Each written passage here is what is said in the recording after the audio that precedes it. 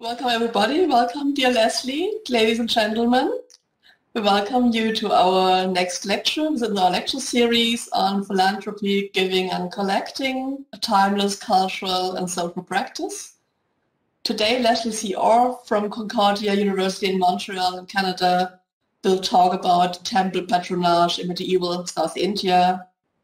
But before we introduce her, let me give you some further information. As always, this part goes to data protection and the recording issue. As you could read on our website, this event will be recorded. It will be made available online later, like the lectures before. And with regard to data protection, we conclude that if you participate in this event today, you agree with the recording. The recordings of the last sessions can mostly be found on the link, following the link on our homepage. We made arrangements to allow for some interaction and discussion after the presentation. Of course, questions can be written in the chat, but you can also post them yourself. To do so, please write in the chat that you want to speak out so we can put you on the list of speakers. When we ask you for your contribution, please make sure that your camera and your microphone are switched on before you start speaking.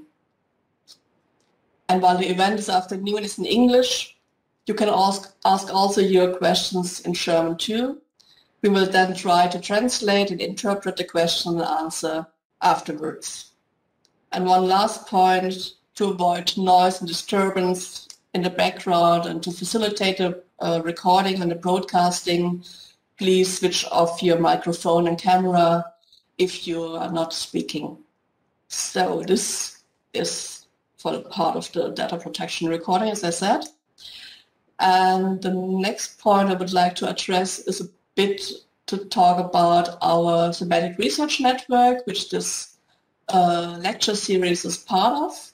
This thematic research network, philanthropy, giving and collecting in the longue durée, pathways to an intercultural analysis, is a network within the excellence strategy of the Heidelberg University.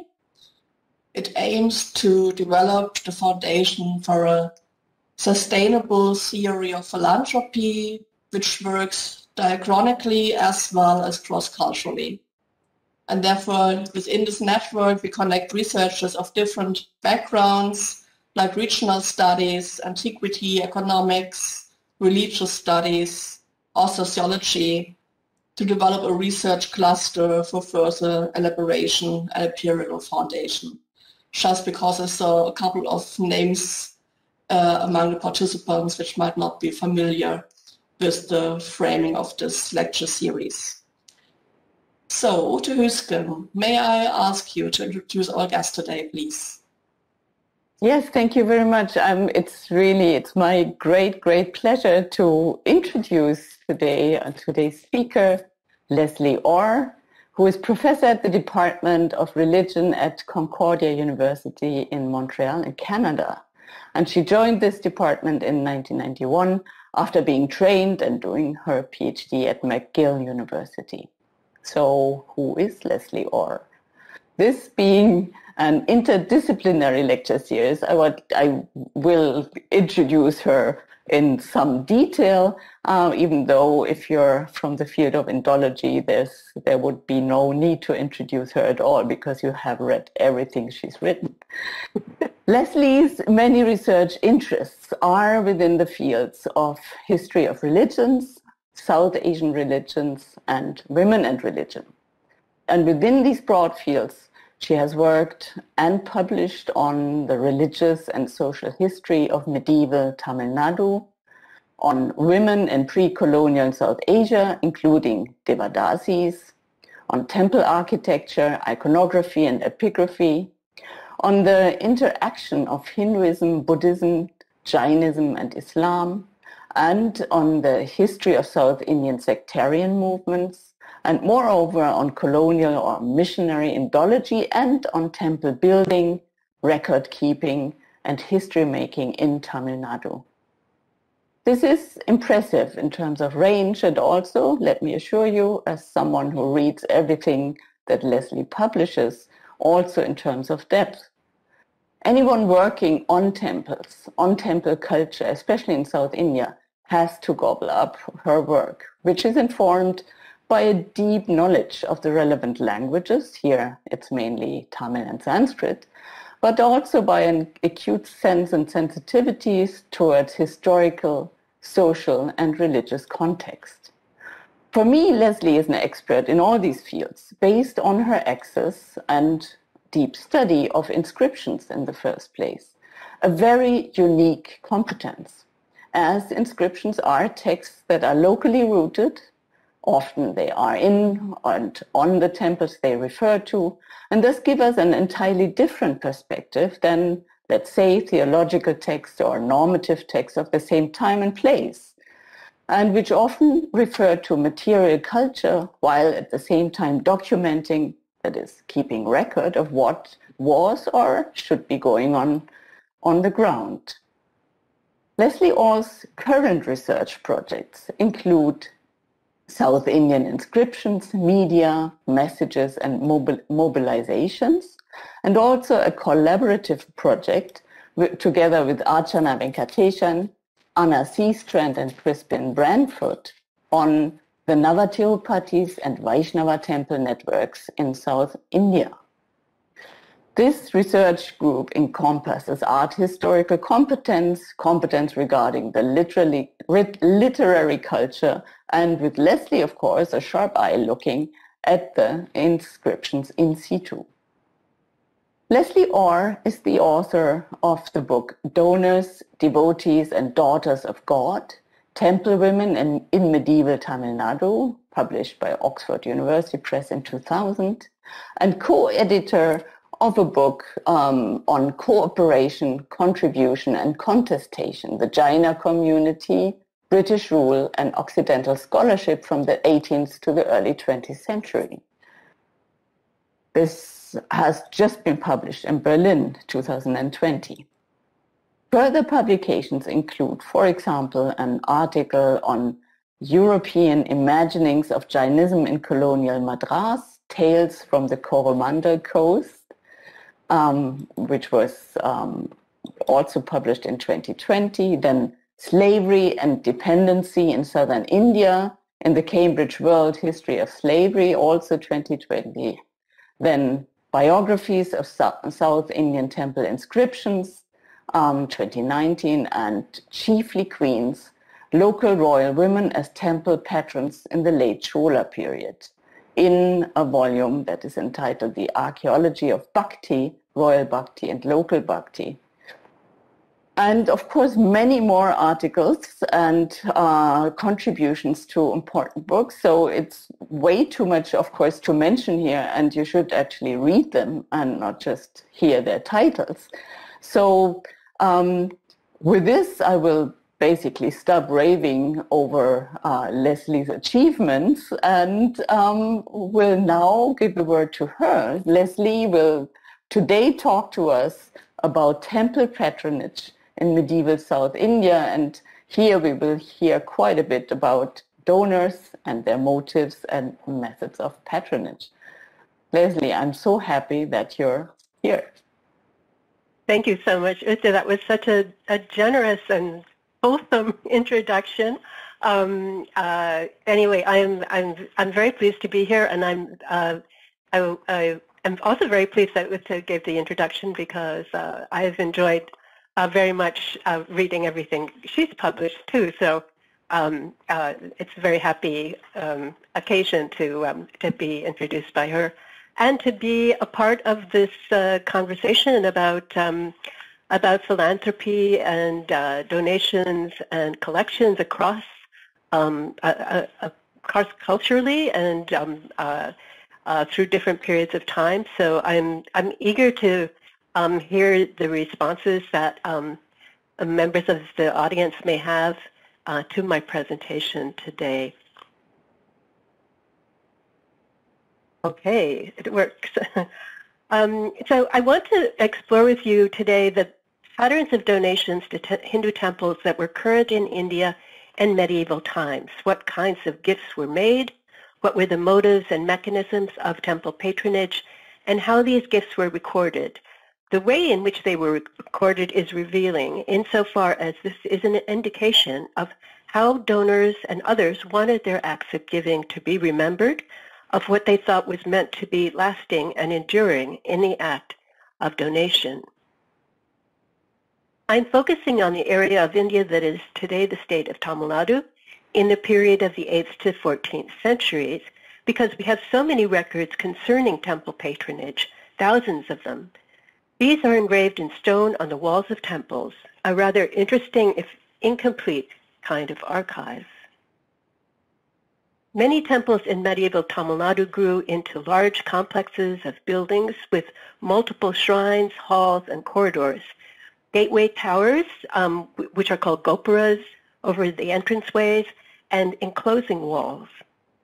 Here are some of the structures that we find at two temples in the far south of Tamil Nadu that are dedicated to the god Shiva. So you can see on the left-hand side these towering gopuras over entrances, and on the right various kinds of corridors and spaces within the temple complex at Tirupudi Marudur. Here we have the floor plan of a temple complex at Sri Vaikuntham, a large temple dedicated to the god Vishnu. And here we see on the floor plan that there is a central shrine. It's, I don't know if you can see the numbering, but it's number 1, where the main deity of the temple is established. So this central shrine then is surrounded by concentric enclosing walls. And within the spaces of the temple, there are subsidiary shrines, halls, which are called mandapas, gopuras, a kitchen, and all kinds of other structures. And so on this floor plan, you see part of the, there's a red circle. This actually indicates the position of the gopura that you see pictured on the left-hand side. You can see there are many, many structures within the temple. And so all of these structures provide surfaces upon which inscriptions could be engraved and are engraved. Here we have a shrine for a saint within a temple dedicated to Vishnu. On its wall is an inscription that actually records the building of the shrine in the 13th century. But this is rather unusual. More often, inscriptions record gifts or other matters that have little to do with the exact locations where they are engraved. Temple inscriptions that are records of gifts tell us about the donation of land, livestock, cash, and precious metals that were made to the temple for various purposes. Many inscriptions record the support of various kinds of temple services, daily worship, or special festival observances. So this is the first of a series of summaries of inscriptions that we'll be looking at as examples of the kinds of gifts that were made, and also examples of the ways in which they were recorded. So here we have, this is an abstract or summary taken from what is quite a long inscription, an 11th century inscription from Chidambaram, a very famous temple that is dedicated to Shiva. And after the date, we find out that that the donor is Nakan Paravai, and she is a palace woman who is a favorite of the Chola king Rajendra. So she, as the donor, gave land for a festival in the month of Ani, meant to support activities in connection with a procession and offerings, including those made to the Sri Maheshwaras. So who are the Sri Maheshwaras? These would be special devotees of Shiva, possibly temple people within the temple personnel, or possibly pilgrims who came for the festival. Okay, so you see there's a variety of things that must be provided in order to carry out the services and ceremonies for the procession. Then she further gives a donation of gold for a festival in the month of Margally, and for the recitation or singing of hymns at the festival in the month of Tirumasi. So she's supporting a lot of festival observances. Then following this, we have a record of a further donation made by the inhabitants of the village. And they donate part of their village land in order to support the feeding of Brahmins in the sala, in the temple hall. And then the inscription goes on to talk about all of the components of the meals that will be offered to the Brahmins, as well as some personnel who would be required for preparing the food and for cleaning up after the meals were offered. Now, here we see something that might be a bit different from notions of charity in the Western context, or certainly the modern Western context. In medieval India, this and in the inscriptions that I look at, this kind of feeding is frequently mentioned, but it is not a charity for the indigent or the needy. It is rather giving food for people who are considered worthy or of superior spiritual or ritual status. So in this case, we have Brahmins. In other cases, it would be ascetics or pilgrims or others. So in the previous inscription from Chidambaram, we saw that workers were involved in the matter of feeding the Brahmins, but donations were very commonly made to support personnel more directly concerned with worship. So at this small 8th century temple in Kanchipuram, which is a place that Uta Huskin knows very well, there's a record of a land donation by Dharma Mahadevi, who was a queen of the Pallava dynasty and who probably built this temple as well. So here in this inscription, we see grants made for the support of priests and drummers. And actually, in the case of the priests, they are said to have the hereditary right to perform worship. So priests and drummers happen to be two categories of temple personnel that are most often mentioned in inscriptions. So, of course, we would expect priests, support for priests to perform worship. But it's very interesting that drummers were also really seen as necessary personnel for the conduct of services in the temple. Also in this inscription, we see that support was given to temple women, teachers of some kind, and ascetics. And we see again feeding, arrangements for feeding, in this case, the ascetics. This inscription also gives us a detail about the ritual of donation. The land grant was made with the pouring of water. So this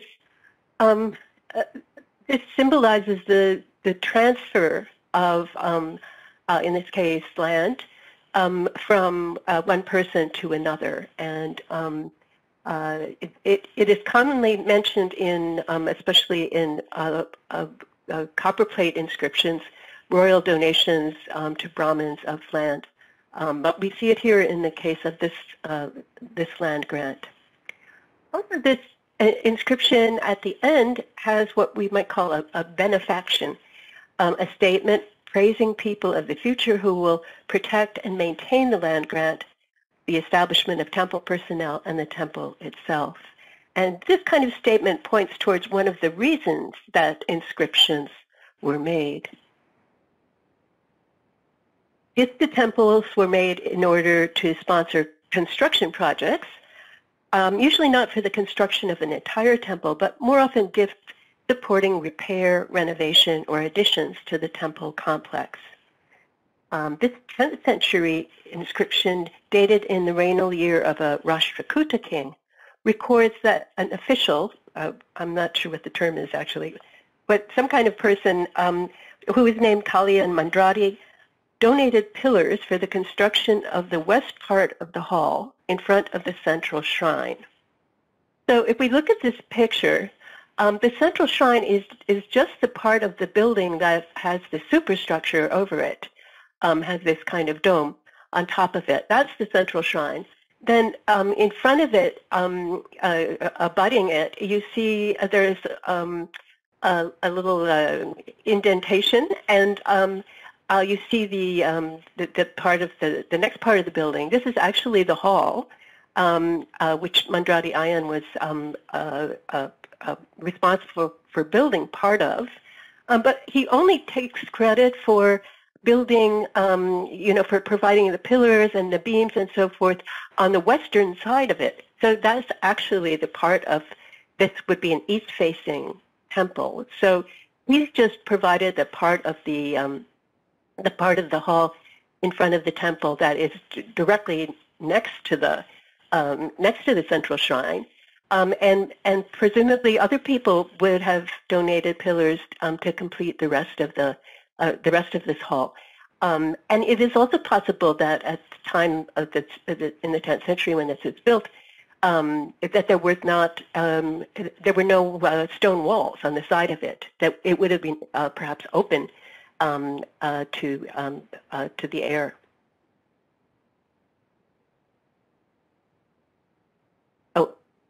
I wanted to just say one more thing. Again, to look at the last part of this inscription is this wish or this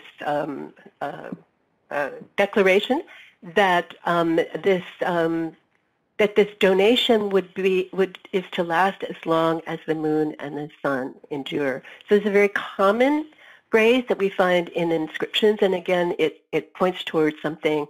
The reason for the inscription.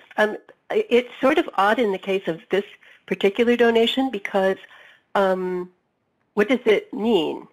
That nobody would take down the pillars or change the temple structure itself? But in any case, it might be just a formulaic phrase that is included. It points towards the whole future orientation as a reason for making these records.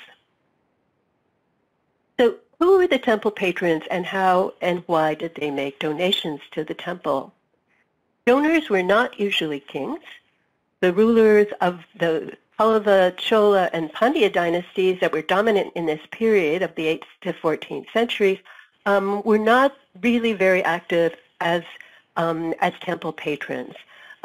There are royal decrees that are engraved on temple walls, especially those by the Chola and Pandya kings.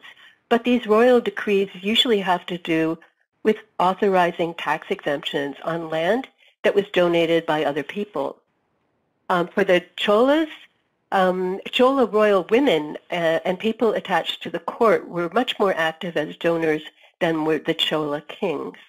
Pandya kings were somewhat more in evidence as temple patrons, but by far the majority of donors were non-royal figures or corporate groups.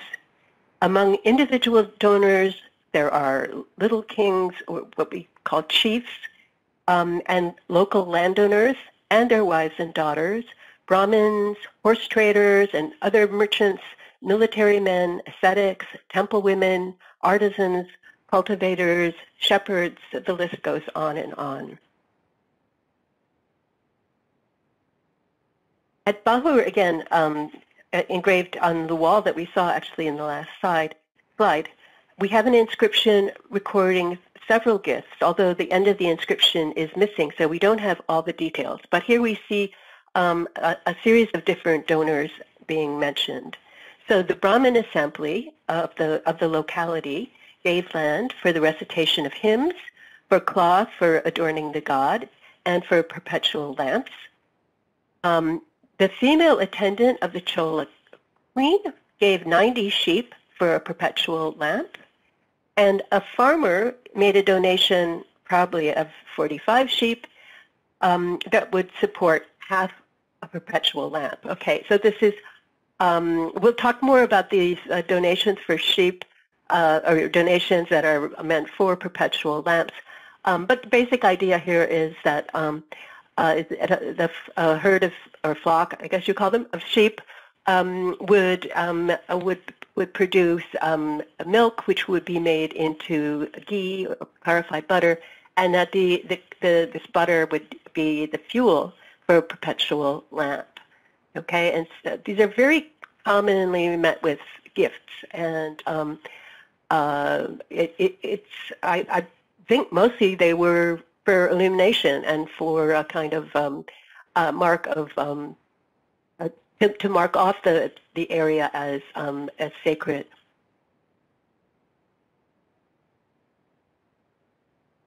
Okay, why were gifts made to the temple?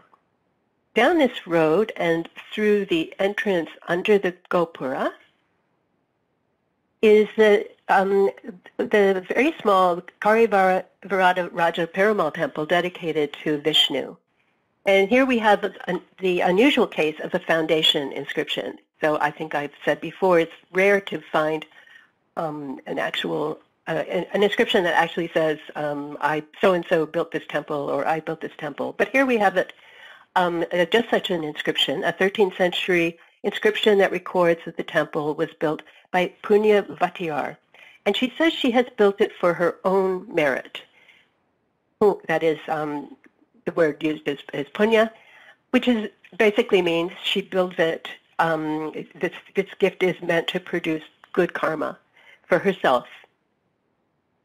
So in this inscription, Punya Vatiyar is identified as the wife of a local chief belonging to the Vanakovarayar family, and also as the daughter of a chief of a different clan, the Malayalmans. So it may be that she's indicating in this inscription that her donation could benefit not only herself, but might benefit her natal lineage because of this phrase, immediately following on the identification of herself as the daughter of the Malayalam chief. May this lineage be eternal. So it seems as if there is a second kind of motive perhaps involved in this in this donation, not only for her own merit, but for the prosperity or well-being of her lineage. Most often we don't have any statement about merit in inscriptions. Occasionally, as we'll see, actually, that sometimes people will mention that they make a gift for the merit of their parents. But most often merit making is not directly mentioned in the inscriptions. It almost goes without saying that the object of the aim of the donation is to gain a merit, as making gifts is the quintessential merit-making activity in Indian religious culture. Okay, so one reason to make gifts would be to gain merit for oneself or for others. Also, gifts to the temple might result in obtaining temple honors, special ritual recognition, privileges. In this 13th century inscription, we learn that a temple woman named Senkodan Puvandi had set up an image of the goddess in the temple dedicated to Shiva in Cholapuram. And she donated money so that the goddess would receive offerings 3 times a day. The temple authorities accepted the gift of gold and, as the inscription said, issued this agreement in stone and copper that the offerings would be made to the goddess, again, as long as the moon and the sun, and that the temple woman and her descendants would have the privilege of receiving half of the daily food offerings, and at the time of the goddess's festival, receiving the cloth used in worship. So food and other offerings made to temple deities are understood as being sanctified by their contact with the divine, and such materials are known as prasadam and are highly prized substances. So Senkodan Puvandi is being greatly honored by receiving this prasadam, half of the food offered to the goddess. And she and her descendants will have this temple privilege. And of course, it's important to note that the temple authorities refer to the engraving of the inscription as part of what has been agreed upon. Okay. However, it does say issued this agreement in stone and copper, in point of fact, the copper, it's very unlikely that the copper inscription was ever made. There are very few copper plate inscriptions in Tamil Nadu. The very few that we have are ones that are issued by kings. And so I think it's just a kind of a phrase, but clearly the agreement in stone was made. But it's interesting that we see a clear indication that engraving the stone inscription counted as an authorization of the arrangement. Another motive for gift giving was to gain fame. In this late 11th century inscription engraved at the important Srirangam Temple dedicated to Vishnu, we see that the donor, a military man, made a grant of land which was destined for three purposes. First, to make a flower garden that would be named after him. Second, to provide support for two men in charge of the garden. And third, to provide offerings, food offerings, for the most part, on the festival days when the god was taken in procession to a hall that was named after the donor. So in this case, the naming of the hall and the garden after the donor would be a long-lasting testimony to the generosity of the donor, presuming that that people would henceforth refer to the garden and the hall as by these names, which I'm sure was it did take place. Note also in the context of the record itself, which is an agreement between the donor, the two men tasked with tending the garden, and the temple authorities, also refers to the deed of sale issued to the donor by the temple authorities. And in this context, more than 12 names are provided. And this is, again, within the context of the inscription itself, a kind of advertising of the importance of the temple authorities as well as the donor. Okay, for those, whoever actually read these inscriptions, that's a whole question, but in terms of the preservation of the names of all of these temple authorities and somebody from the Sabha, the Sri Vaishnava in this context would refer to the special devotees of Vishnu, who were probably temple authorities within the hierarchy of temple personnel. So all of these people being mentioned by name, their names would continue also to be available, to be publicized. So except for gifts that support construction projects or gifts of temple images or the jewels and ornaments with which to adorn them, almost all medieval temple gifts are endowments producing ongoing revenues. The temple authorities, on behalf of the temple deity, accept the substance of the gift and invest it elsewhere. Okay, so sheep and goats are tended by shepherds. Gold is to be invested with someone who would pay annual interest. Land would be leased by someone who would arrange for its cultivation and pay a portion of the yield to the temple. In this 10th century inscription from Lalgudi, a Brahmin woman gives gold, and the interest supports the sacred bath of the deity on a specific day, which might be her birthday, actually. So that she is she's making a special gift to connect herself in some way with the temple ritual and with the deity. Now this is an incomplete inscription. The rest has been lost, so we don't have all the details of who the gold was invested with and what was the interest rate. But normally that would also be a part of the inscription. Given this kind of the system of investment, donations of land were potentially advantageous financially for the donor. Land donation would not necessarily mean giving up the rights to profit from the yield of the land, but might just mean that taxes formerly paid to the king would now go to the temple, but the donor himself might receive further tax exemptions. So we have these various layers of property rights and taxation and so forth, which could mean that actually donating land meant was a profitable arrangement for the donor who would not give up all claims to the land. Okay, so we don't have the situation of absolute property rights here. There are all kinds of levels of claims to the land itself and to its yield.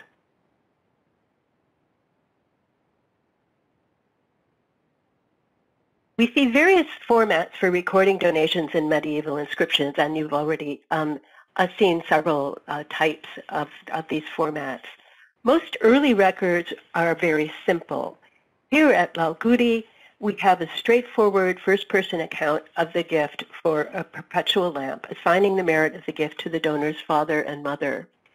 There is no mention of temple authorities, local officials, or the ruler. It's just very straightforward. I gave gold for a perpetual lamp. And then what was given, what happened with this gold is that 90 sheep were purchased, and then these sheep would yield the ghee to run the perpetual lamp for as long as the moon and the sun. But we have here this phrase, this very nice phrase, the gold to be purchased would be never aging and never dying sheep. Well, it doesn't mean that the sheep themselves, the individual animals, would not age or die. It meant simply that when one of them aged and died, another one would be there. So the flock would be reproduced over and over. It might actually grow to be more than 90 sheep, but if it grew to be less, then a new sheep would have to be acquired to join the flock. Okay, so it is this idea of the perpetuity of the lamp is associated with the ongoing existence of the sheep. Okay, so, and again, we see this phrase to last as long as the moon and the sun. Okay, so it, again, it becomes clear why the gift needs to be recorded is to ensure it's the futurity of the endowment. So this is done by simply stating that the flock of sheep should continue through time. That the arrangement was that it should last as long as the moon and the sun. But there were also other ways in which the gift was, there was some kind of insurance, so to speak, of the continuity of the endowment. We've already seen this kind of concern for the future in the case of the what we call the benefaction for those who would protect the grant made by the Pall of the Queen. Another effort to ensure continuity for the endowment is represented in imprecations. And these are threats against those who might not respect the terms of the endowment, as we see here, where the punishment would be an extended stay in hell. Now, what's interesting about these imprecations is that this is not a kind of a legal sanction that's being threatened. It is really a moral sanction, that it is one's moral duty to protect grants that have been made, gifts that have been made. Otherwise, there would be consequences, but not in legal terms. Starting in about the 12th century, a large proportion of the inscriptions were records not issued by the donor, but rather by temple authorities or local authorities, typically the Brahmin assembly. Sometimes the records reveal that a donation entails a whole series of processes. Here at Nanganeri, this is a temple dedicated to Vishnu at the Vanamalai temple. In the 13th century, we have a set of inscriptions, 4 of them, in which the fact that land was donated to the temple by a person named Banamamalai Pichan, this land donation is kind of buried within a series of royal orders by the Pandya king concerning tax remissions, which were requested. The tax remission was requested by a particular official within the court. It's just, this is the kind of, I mean, it seems to me a sort of redundancy, but each of these four proclamations by the king, by the Pandya ruler, seems to have a different purpose and to bring about certain consequences. So this kind of layering of different processes that were involved in the act of donation is interesting for us, and the fact that these all had to be engraved on the walls of the temples, and actually, as you can see on the left side, it's rather attractive engraving, and it's on like both sides of the temple. It's really, these are long inscriptions that take up a lot of wall space. So these four orders each has a different kind of character or purpose. The first is a preliminary order by the king, who is in which we learn that the name of the donor and the object of his donation. So he gave land in order that there could be a festival on the Pandya king's birthday. Okay, and this royal order is about remitting taxes on the land donated, and then the second royal order, issued on exactly the same date as the first, is the royal order to the temple authorities from the king's throne. The third, 5 days later, the third and the fourth orders are the royal order to the Brahmin assembly, and finally a final royal order, again issued from the throne. It's interesting that the throne of the king has the same name as the royal official who requested the tax remission. Also, of course, what do we see here? This phrase that these orders were to be engraved in stone and copper, and once again, they're definitely engraved in stone, but not so much in copper.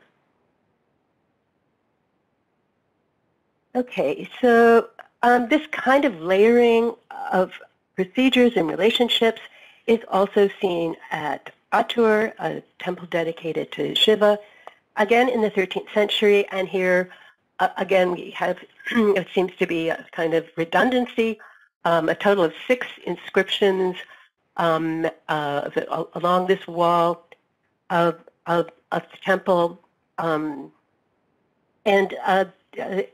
here in this case we have a donor whose name is Akundamoli Kulturelle. I'm going to call him KK from now on, and he made a land grant to establish daily services and an annual festival in his own name, with the festival on his birthday.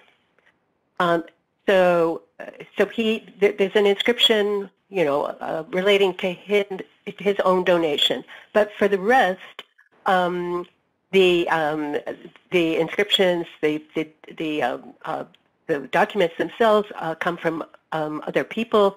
In the first set of inscriptions, the Pandya ruler, at the request of his brother-in-law, remits taxes on the land and communicates this to the temple authorities.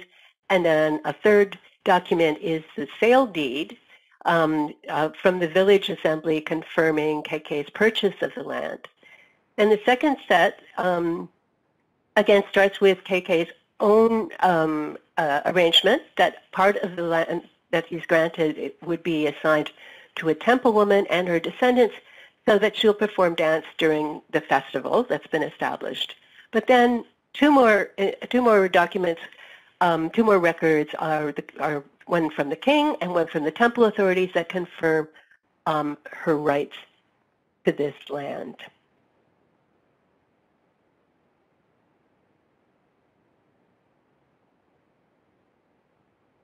Okay, so I'm very eager to hear your responses to this presentation, but first I will close with just a few concluding thoughts. If the ideal gift, so-called ideal gift, in Indian religious culture is one that is made out of pure altruism, one in which the donor relinquishes any attachment or interest in the fate of what has been given, these are not the kinds of donations that we see recorded in medieval South Indian inscriptions.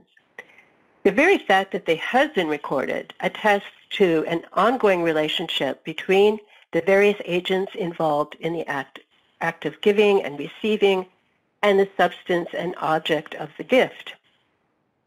So all of these gifts involve relationships. First of all, a relationship between the donor and the temple deity. Gifts were made directly to the god, not to the temple authorities, who the temple authorities were, they just served as the managers of the god's property. So the gift itself cements a relationship between the donor and the deity. The relationship with the god might also have been recognized by the donor receiving temple honors, prasadam, as we saw, or other kinds of privileges, or by having services or parts of the temple complex named for the donor. This allowed for the participation in the shaping of temple life, ritually and socially. A donor had the possibility of becoming a kind of honorary temple official as a result of his donations. Gifts forged relationships with other temple patrons and with temple personnel. And gifts allowed for relationships in terms of the distribution or investment of the substance of the gift and the allocation of resources to allies in the community and beyond. So the kinds of privileged and profitable relationships established through temple patronage in the medieval period that we've seen, this kind of private self-interest was at odds with the view of British colonial officials when they came on the scene. These officials conceived of the temple as a public institution that should benefit the public as a whole. They were also wary of the complex layers of authority in the temple and the complex layers of rights in property held by temples. After independence, the state has continued to be concerned with these issues, and there are now massive government bodies overseeing temple affairs in Tamil Nadu, and many lawsuits related to matters of temple personnel, privileges, and property. Thus, we see an ongoing intersection of a merit economy underwritten by religious aims and of material economies. This intersection is filled with tensions, but is perhaps inevitable. And in many ways, it is very productive as temples continue to flourish in Tamil Nadu today. And it is, in fact, continuous with the world of medieval South Indian temple patronage. Thank you.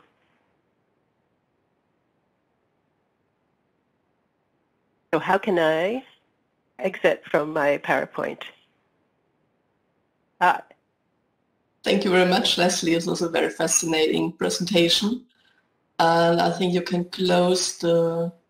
How would I do that? I think there was something like an orange part on top of the presentation which says you can close it. I'll try this one. No? Yes. Yes. Good. Okay, great. Thank you.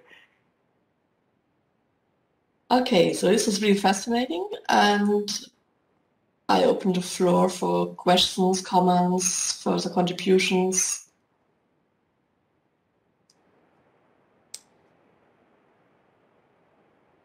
What you described was a world made up of donors of different genders, of different social rank, coming from all kinds of professions. So it was really something usual going on. You donate to the temple as far as we can know from the inscriptions. Is this right?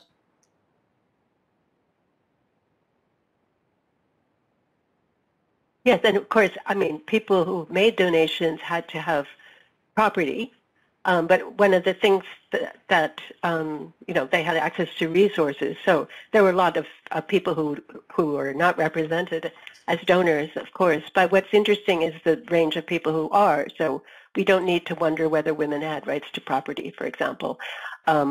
We also see that the variety of different kinds of property, it was not a money economy necessarily. Well, it was only in part a money economy, so that there were opportunities for people to make donations of various kinds.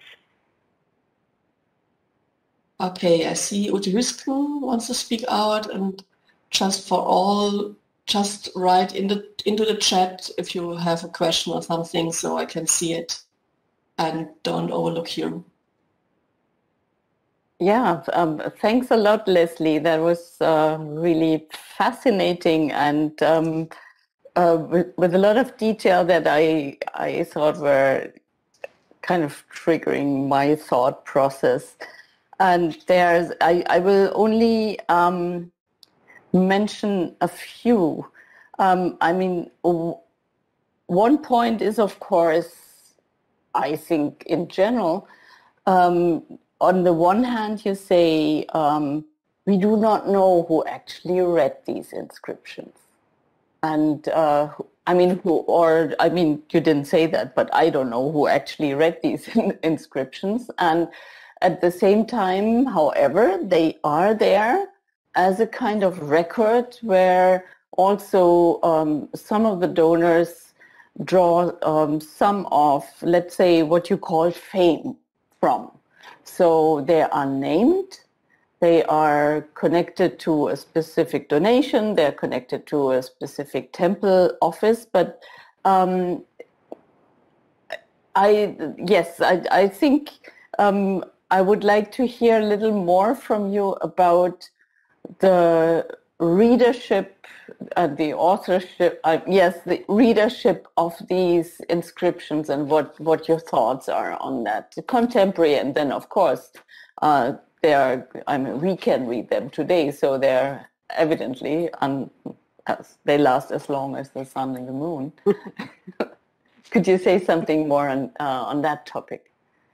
Yeah, the records last, well, some of them last as long as the sun and the moon. A lot of them have been destroyed, and that's an interesting thing that they haven't been preserved so carefully as we might think. But the authorship.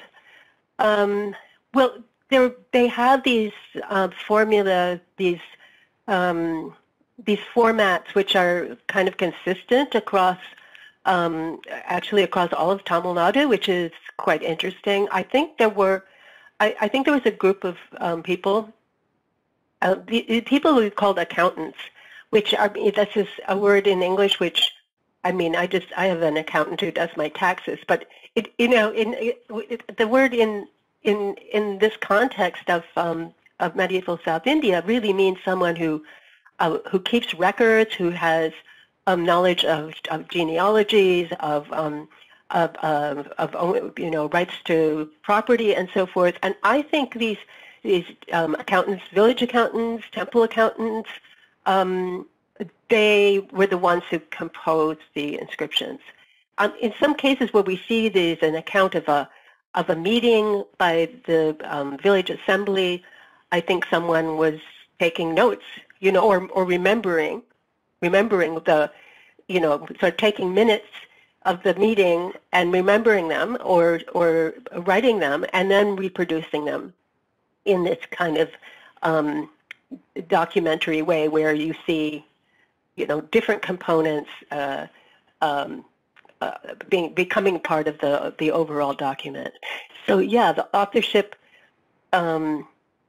is, and then who actually engraved them, that's somebody else who might not even have been literate, who was just copying out something that they had before them on a palm leaf manuscript or on a palm leaf, or maybe the person who composed the record, sort of drew it on the wall, in chalk or something, and then the engraver came.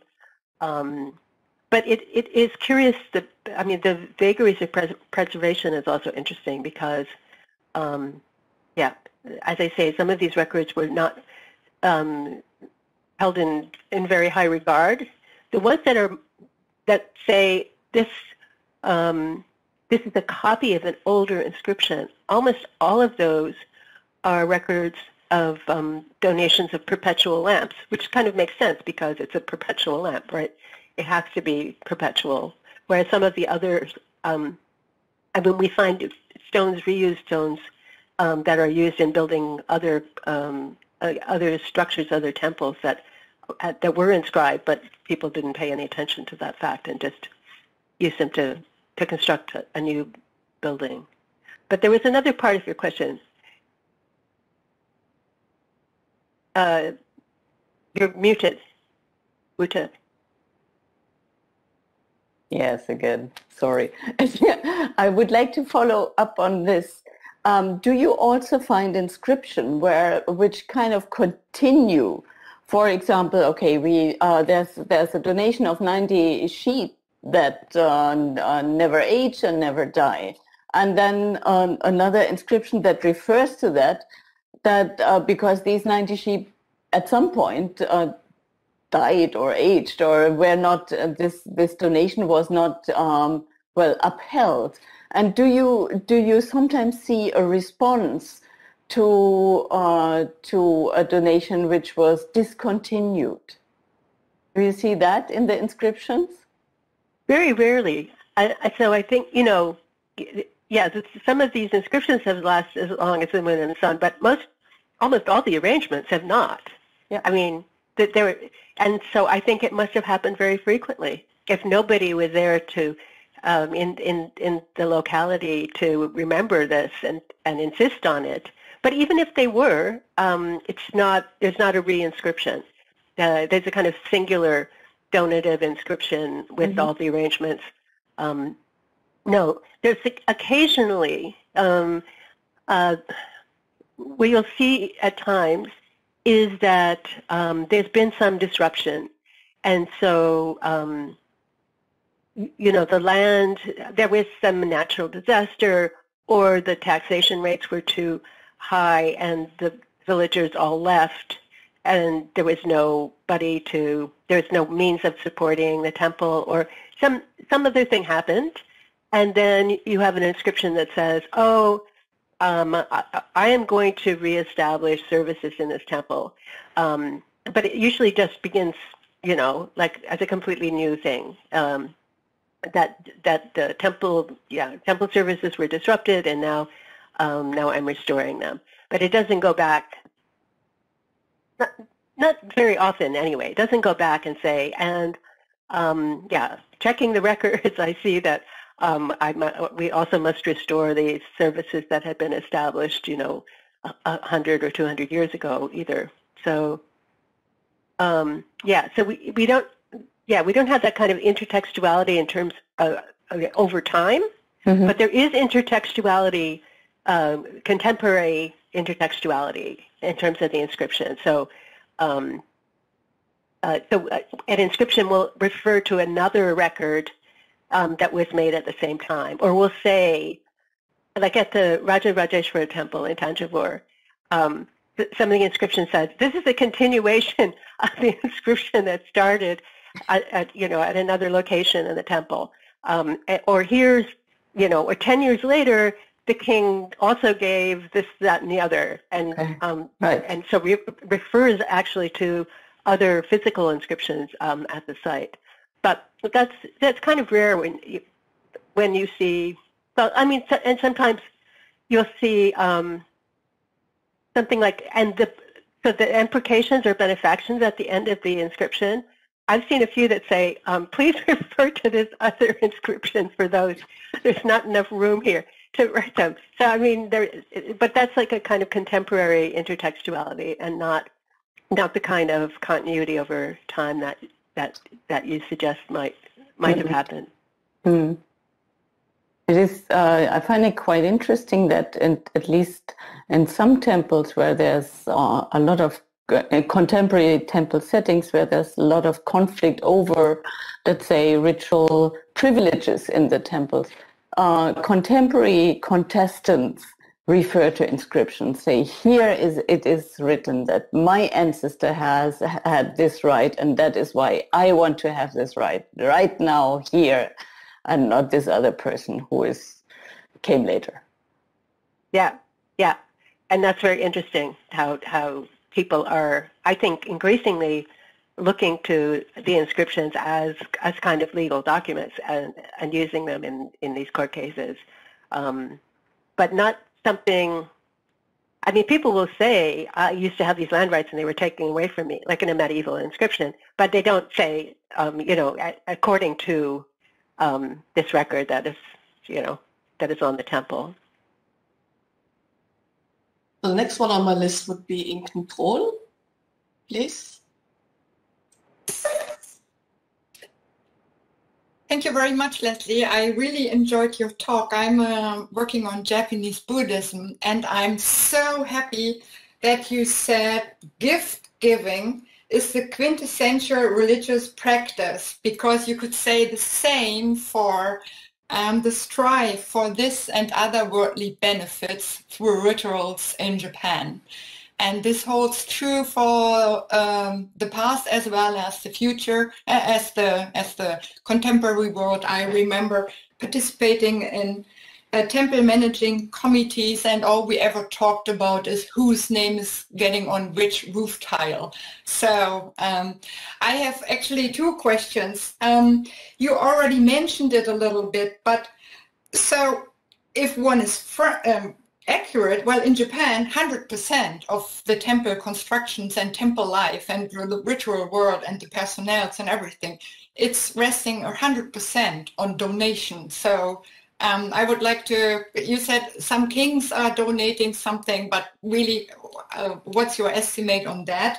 That would be my first question. And then I wrote down the words donation, endowment, gift giving, and you said, if I caught you correctly, you also mentioned the word charity, but which would be the right word in English for this? I would be really interested in your answer, because I'm struggling a little bit when working on Japanese Buddhism. Right. Well, I think charity is actually not a suitable word. I mean, it just doesn't quite add into, like, I don't know what a comparable term or conception would really be in the Indian, South Indian context, but I think I use that word because of the possibility that when we were talking about feeding, offering meals, that it wasn't like Western notions of charity. It was it was just straightforward, you know, giving to the worthy, not the needy, right? So yeah, I generally would want to avoid the word charity. Although what's interesting is that and Uta will know this quite well, that the main government body in Tamil Nadu that has oversight over Hindu temples is called the Hindu HRNCE, Hindu Religious and Charitable Endowments Board. So they've incorporated this notion of temples and other religious institutions as charitable institutions. And so by that I think they mean they provide something of public benefit that they, and indeed, you know, with government intervention, there are now feeding of, you know, there's offerings of meals to poor people now in temples, and there's educational services and so forth. But this is a kind of modern development. Now, the other question that you raised about how these temples would be supported, yeah, it's 100% based on donations, but not necessarily royal donations. I mean, this might be different in South India than it is in other parts of India, where temples were more sponsored by kings. But most temples in Tamil Nadu, we don't know who originally built them, but when we do have records that talk about the construction of the temple, or renovating a temple that was made of brick and making it into a stone temple, it's very often it's a kind of community project, a collaboration among a bunch of individuals. from the locality or from further afield. Some wealthy landowner decides to, sponsor the renovation of the temple or something. So it is much more, non-royal donative initiatives that continue to support the temple. At the same, I don't know. The other thing is that the temples did own all this land, right? Own it in the sense that they had a claim to the yield of the land. So that was an ongoing thing. So it's very, actually, we wonder sometimes about how the salaries of these priests were paid because, it comes up occasionally. The inscriptions basically tell us about new arrangements that have been made, not about the day-to-day functioning of the temple. So we can only assume that the property held by the temple was able to continue to support the salaries or the services that were ongoing, the day-to-day stuff. But there's no other, it's not as if we have a royal sponsor in very many cases. And even when a king has built a temple, 100 years later, you wonder how is it going to be maintained. I mean, the inscriptions don't tell us what happened. Maybe it just actually went out of service in the sense of all the arrangements, for example, that were made at the big temple in Thanjavur 100 years later seem not to have been continued. So the royal foundation didn't necessarily mean ongoing support. So we have a remark by Joachim Quark. Yeah, many thanks for your most fascinating lecture.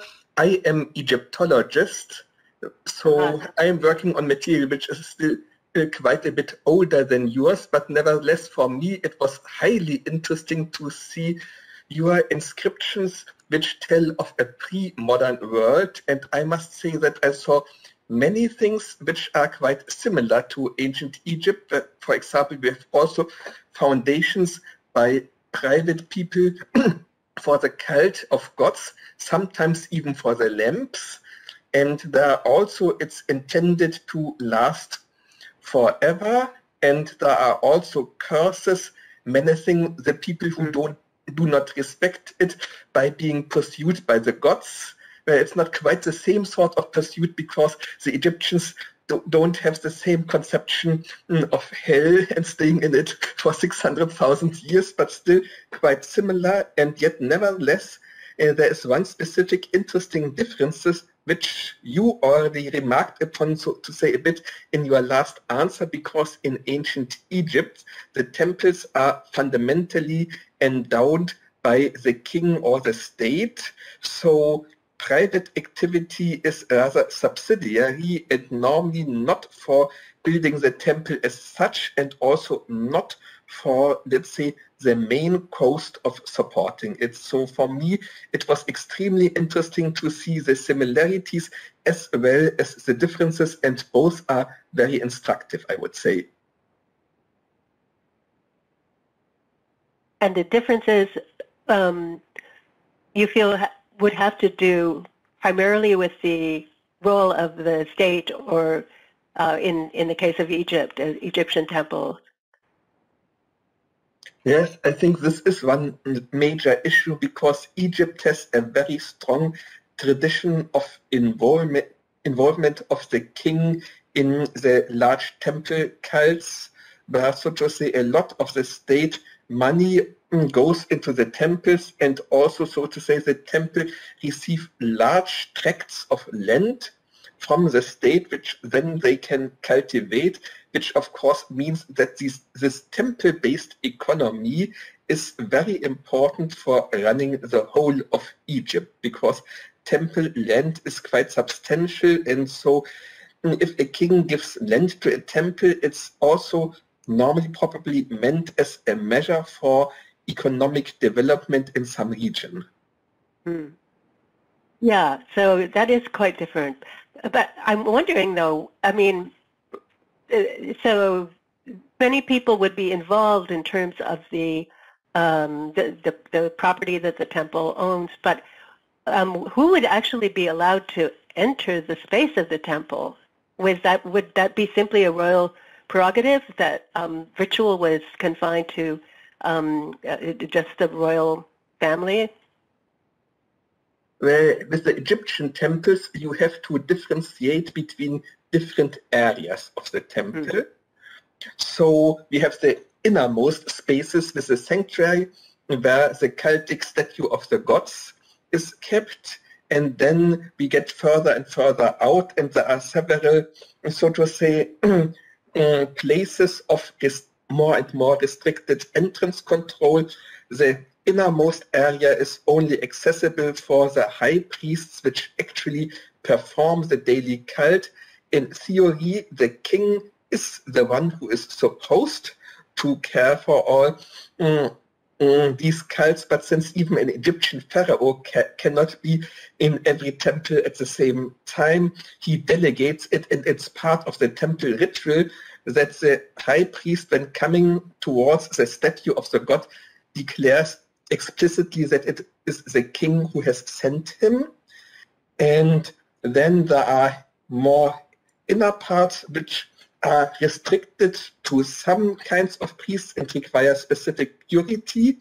And then the outer courts are normally also accessible to the population of the city at large, which means that they are also a major venue of interaction, especially during festival days when the gods come out in procession. Great. Okay. Thank you. That's really interesting. Andrea Jordans has a comment. She's next on my list. Yeah, thank you very much. It was most fascinating. I'm working in Egypt, but I'm a classical philologist, a papyrologist to be precise. And that's still Egypt, as with Professor Quack, but it's a later time. It's a Hellenistic time, and I was struck really by the parallels of your inscriptions and the practices to write down, to record these things on the inscriptions, because we have such things in Hellenistic times and in Asia Minor and so on. And there is a difference in Greco-Roman Egypt, we'll say at a later time, in the first millennium AD.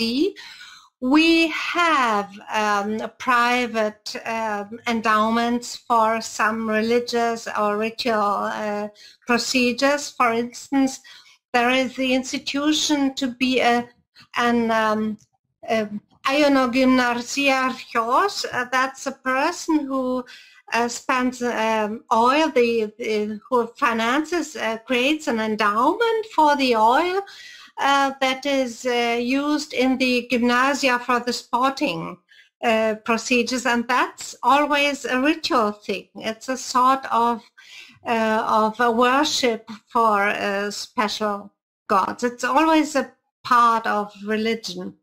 And so we have very, very big similarities, and I was really impressed by this. And my question is, we know from context between South India especially and Egypt in the first centuries AD. Where do you know where this practice comes from? The practice to record such endowments, such donations on temple walls? Because I'm really impressed by the parallels I have seen, and the same question: who is reading that, and why do they do that? That's wonderful. Thank you very much for this interesting paper. Great. Well, those are really good questions. Who came? Like, where does this idea come from of writing on temple walls? Well, first of all, temple walls, it's a very South Indian thing because of the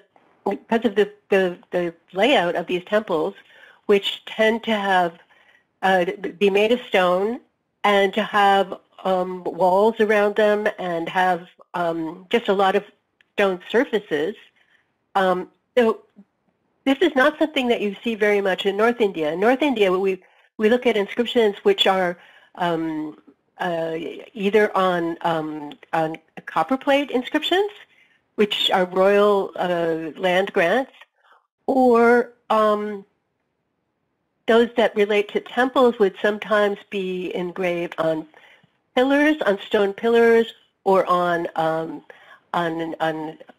I don't know how to pronounce this word, stelae, you know, those, like a slab, stone slab.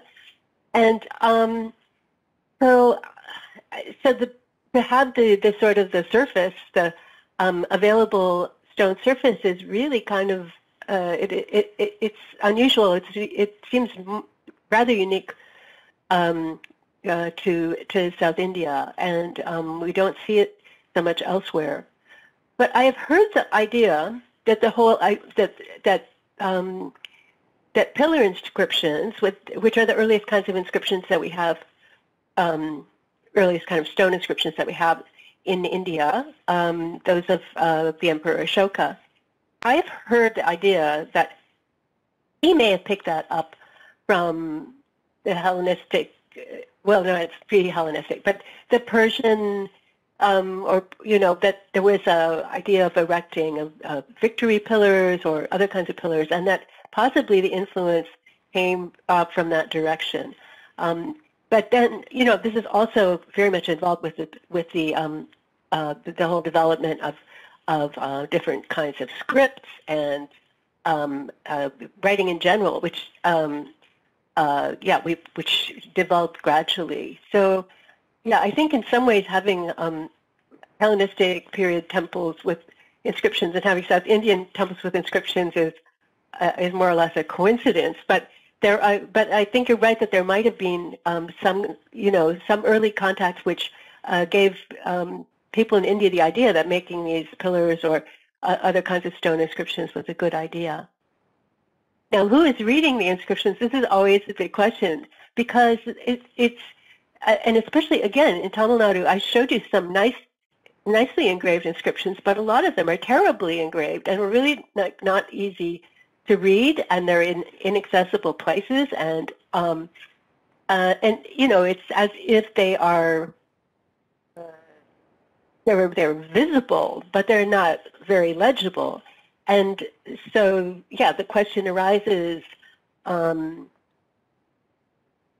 what I suppose people would consult them if there was some land dispute, or they could be simply copies of other kinds of records that could be more easily referred to, and then it's only this this declaration that they ought to be engraved in stone that makes it happen, and not that that is like as the final process in executing the endowment.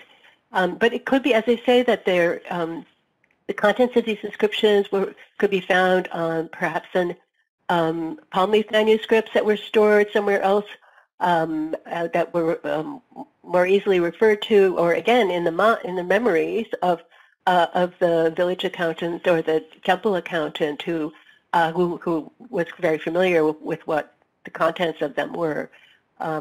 So the people who've been reading them mostly are epigraphists in the last 150 years or so, rather than, and as Uta points out, even now more and more people are interested in using them as historical or legal resources to reconstruct rights and privileges and histories of the temples. Thank you. Thank you very much.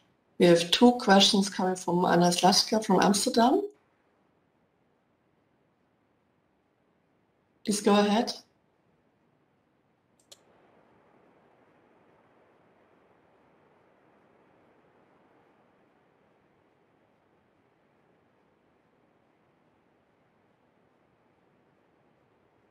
Okay, we can't hear you. I can't see anything.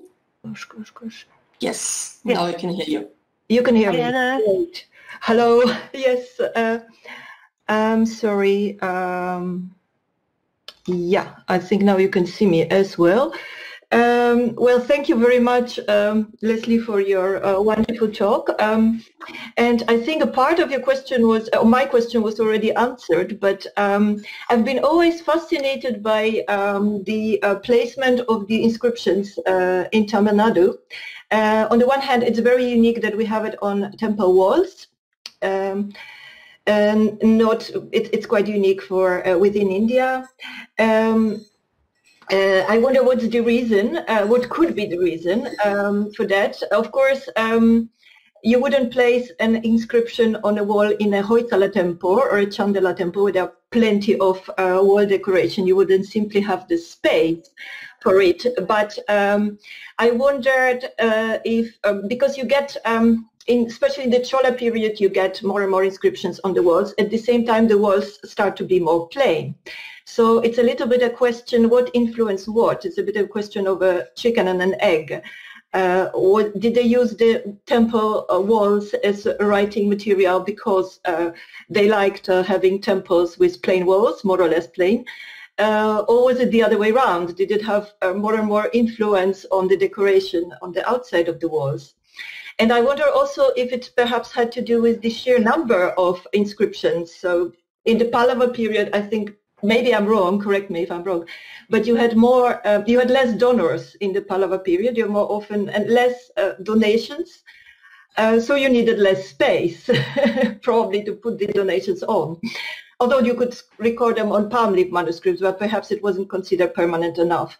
While in the Chola period, since we have little royal, big royal constructions, we have plenty of little donations that had to be recorded somewhere, and perhaps even more because it was done by people from the community. They had to be visible. I don't know, these are just my thoughts. And my second question was, did you ever looked, maybe you did a little bit, but I'm interested in more, on more specifically at the placement of the inscriptions. Is there a connection between the text of the inscription, the information given there, and the placement on the temple wall? I mean, is it on the south? Is it next to the, I don't know, a Ganesha figure in a niche? Or is it placed simply where the space was available? So that was it. Thank you. Great, thank you, Anna.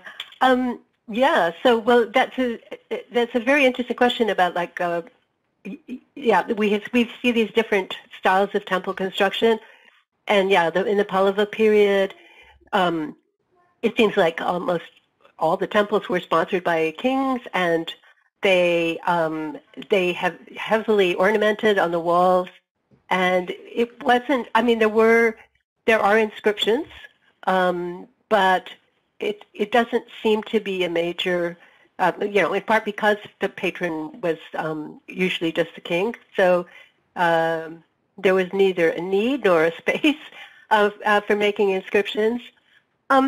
Yeah, I think what happens in starting in the Chola period, and well, in other, you know, even before the Cholas come up, but in other regions in the 8th, 9th, 10th centuries, there's this kind of proliferation of structures. So it's not just the central shrine, which may or may not be have you know, could be very small, and there wouldn't be very much space to make inscriptions. A lot of times, the inscriptions would be that are on the central shrine are just on the base of the central shrine itself, and not on the walls. But as you get, you know, more and more buildings, the mandapas coming out in front of the central shrine or enclosing walls, all of these made new spaces, and many of them quite plain spaces. So there was more space, and you didn't have to sacrifice ornamentation of the central shrine because there were all these other places to make stone inscriptions. But which came first? The chicken and the egg. I don't know. I think temple architecture and iconography proceeded along in its own way, and epigraphical habits proceeded in their way, and certainly there were more inscriptions, and there was more space for them. But sometimes we see, for example, a temple which is not well designed to have inscriptions, because all the inscriptions would be on the base moldings, but the base moldings are curved, and so it's actually hard to engrave them and hard to see them. So this is I think that there was a kind of lack of coordination between the practice of engraving inscriptions and the temple architecture. And we see this so often because they literally run out of space for the inscription, and they either just don't finish it or it continues somewhere else in the temple. This happens even at the Rajarajeshwara temple in Tanjavur, which is not on the main shrine, which is carefully planned out in terms of the inscriptional formatting, but in other parts of the temple, on the walls, the surrounding walls, for example. And so yes, and then this other business about the placement of the inscriptions. So I have sometimes wanted to think that there would be that the inscriptions had, the placement of the inscriptions had some significance, that especially those, well, not so much that they have, inscriptions are placed near, in a place where like a temple service would take place, but rather that there are certain parts of the temple complex which are special, and so the inscriptions placed there have a special significance, or they would have a special force, we might say. And some of these places would be right around the entrance, the eastern entrance to the temple itself, to the central shrine itself, or to the mandapa in front of it, or on the gopura walls inside. So these doorways, these passages, these are, I think, important places. People pass there. It's a marker between the outside and the inside space of the temple. So we have, for example, orders issued by the deity himself, and a lot of these, not always, some of them are in very obscure places, but some of them are placed on the walls of the gopura, the interior walls, where just where people would pass, and that seems like a very significant kind of citing of the inscriptions. But sometimes it was simply just a matter of where you could find space, especially for the later inscriptions. And to get back to the earlier part of your question, another aspect of this is that the people kind of stopped making stone inscriptions after, not completely, but not nearly so much after after 1300, and it wasn't because there was a lack of space. The idea is that somehow other media would have been used more. There was more, the palmolive manuscripts or even paper records and documents would have taken over the epigraphical practices as recording. So even though, as I say, the temples just kept getting bigger and bigger, there was lots of space for more stone inscriptions. But thanks for your questions, Anna. Those are really good. Thank you, Leslie. Do we have time for one last question? Okay, Anna Mishra from Heidelberg, take your chance. Yes, okay. Thank you. Thank you for your talk. And I cannot somehow start my video, but I hope you hear me. And I just want to refer also to this question which Professor Paul was asking between donation and charity. So I am totally unaware of the South Indian side side of Indology, let us say. But what I wanted to ask is that do you think that this initial confusion which the Britishers carried with charity and donation, looking at the inscriptions, is there any inscription regarding charity at all? Or is it more a clear case of donation? Or rather something close to, let us say, the Brahmanical bhakti or Brahmanical temple bhakti, which need not be confused with the bhakti that sometimes is understood. And is there a case for it looking at the inscriptions? Thank you. Thank you. That's an interesting question. So, well, there are, I mean, apart from direct gifts to the temple, the inscriptions record, you know, I don't, again, the word charity is odd, but there are inscriptions which refer to various activities that were undertaken, which might be seen as for the public good. So, for example, building a tank, setting up facilities for irrigation. This is something we hear about.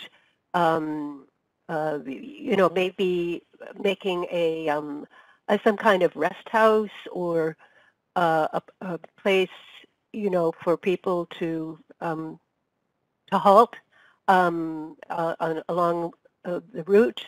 Although that's more that kind of thing we see much more in maybe the 16th, 17th centuries as places for pilgrims to halt and along the road.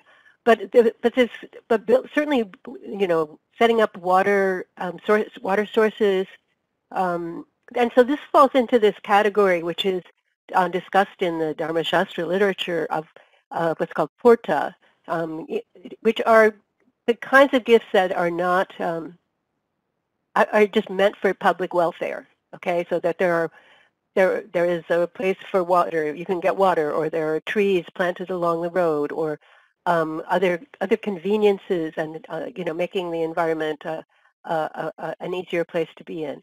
But in the inscriptions that I've been talking about today, I think the major one would be really setting up water sources, tanks, irrigation, and so forth. But this could also be, it's not necessarily purely altruistic, it's also a way of developing the land, and the person who does it may well be profiting from these arrangements in terms of his own ownership of the surrounding area. So bringing land under cultivation on one hand, or making that a possibility, you know, could be seen as a sort of for the general good, but it also could easily have consequences in terms of the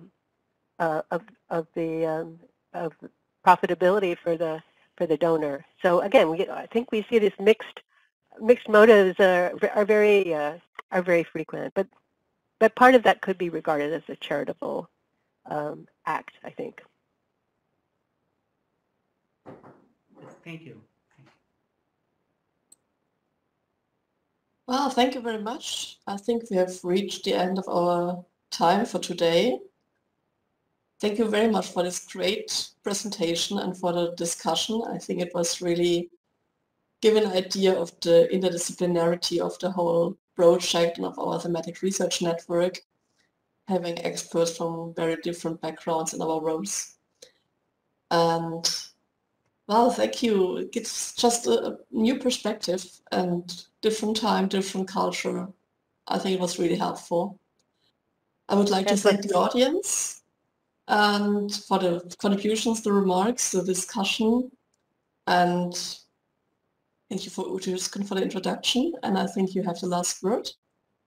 Well, thanks so much, Leslie. That was wonderful. And I'm sure we will continue this discussion, and that gave it, I think, and it gave also to the research network a great input. And